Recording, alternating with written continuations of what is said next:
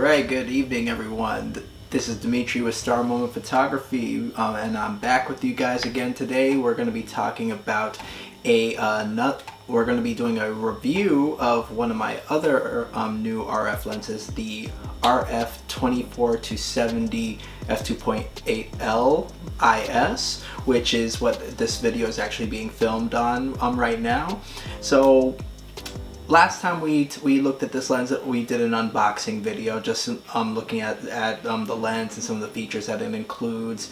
And so I have had the opportunity now over the past 2 weeks to actually take this lens out and put it through its paces, and I have to say it is truly a workhorse lens. Like, honestly, if I only had one lens to take with me on a vacation or a shoot and I couldn't bring anything else, I would probably bring this lens, because while it may not have the craziest background blur, while it may not be the most exciting lens in my arsenal to use, it is so versatile and it gets the job done.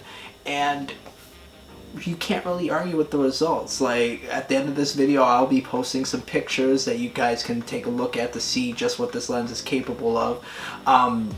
So to start out with, so the first time I actually managed to use this lens on in a professional setting was my church was having a outdoor church. You know, everybody's doing outdoor church now due to COVID-19.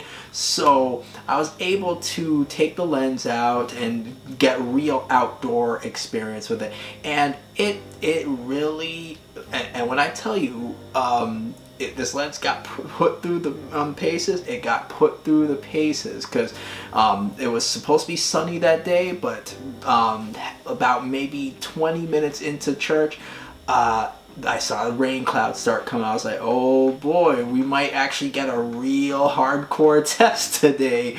And surely enough, we did. It started raining. It wasn't like a hard rain, but it was still enough where I was like, oh, do I want to be out here in the rain with my camera? Now, I didn't just stay out in the rain the whole time. Like, I ran for cover when I need, but I would see a few select shots that I wanted to get, so I would dart out, snap the shots, and, you know, run back undercover. But never did the rain really it never affected the lens at all. And I actually could have probably shot even longer in the rain, for just how tough and weather sealed that this lens is. It's really built like a tank, and you can feel that in the build quality. Like, the build quality is very solid.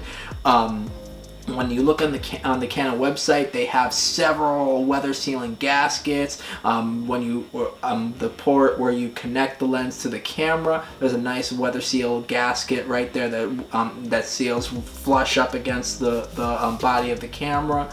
So you can rest assured that it is not going to be adversely affected by inclement weather, at least not very quickly. And as long as you take reasonable accommodation and reasonable care, you're gonna make this lens last a long time through a lot of punishment. And one other thing that I noticed doing this shoot, so the second shoot that I did was actually this past weekend. I took this lens out on a nature walk, and I have to say, this lens really, it did not, like, I was out in the blazing hot sun. I was out there just shooting, clicking away at wildlife. I saw, like, you know, little turtles, little, you know, animals scurrying by, people running by, you know, just getting, like, you know, typical nature shots. And the lens handled very well. Like, I felt like I was able to get the shots I was looking for. It didn't slow me down. Matter of fact, I used that opportunity to start implementing changing settings while looking through the electronic viewfinder, and I found myself starting to actually master that a little bit on that Sabbath afternoon walk using that lens. And then the very next day, I had a whole portrait session to do, and this time we did it at the Lake Apopka Wildlife Drive, which I strongly recommend if you have any family sessions that you want to do, if you're able to find a secluded area of the Wildlife Drive, it offers some very, very unique photo opportunities. And so we were there where we were at, no tree cover whatsoever. We're out in the hot blazing sun. We're starting to sweat, have to wipe ourselves off every couple minutes. But the lens, it just handled its business.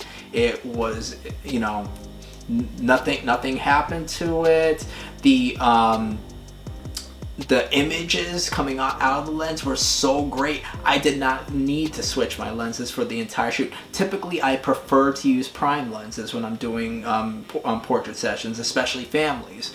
But for that session, I felt like I did not need to switch lenses because it was just so versatile. I was able to, you know, quickly change my composition on the fly without even having to move from the spot. And one other thing that I felt reassured in that was because, as I've mentioned in previous videos, I hate dust getting inside the camera or the lens. So the area we were shooting at, it was very dusty. We're on like a dirt path and whatnot, so it would have been very easy for dust to get in the camera if I had to, like, you know, do like lens changes like what I'm accustomed to doing.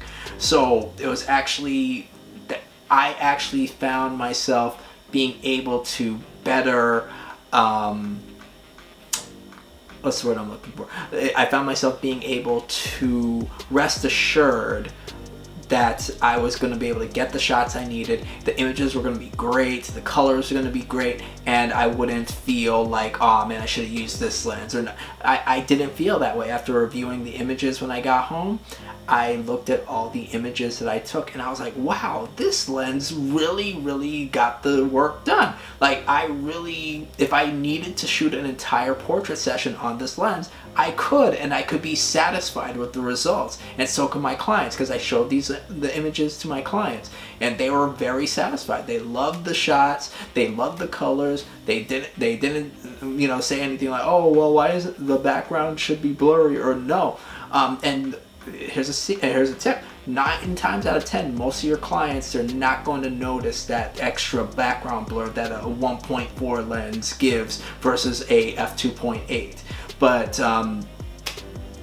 that's another topic for another video. But in all though, that RF24-70, it's a real workhorse lens. I really want to take this lens into a wedding session so that way I can see what it can do during that ceremony, during the reception and whatnot, especially considering that's a focal length that I have been really missing. I missed that focal length during my previous weddings. You know, I've always wondered, man, are there shots I'm missing in between lens changes? And now that I have this lens, I think I can honestly say I might have filled that role that I've been looking for. And I'm excited to see just what I can do with this lens in the future. So we've come to the end of this video. It's just a little quick, you know, talk about my experience with this lens. I'll do a more complete review somewhere down the line when I, you know, put it through a lot more rigorous testing and whatnot. But in the meantime, go ahead and enjoy the pictures. I hope you enjoyed this video. Like, comment, subscribe to my channel. You can find my Facebook page, Star Moment Photography. My Instagram handle is @StarMomentPhotos. And if you liked any of my content, just follow, like, and subscribe. Thanks, and you guys have a great evening.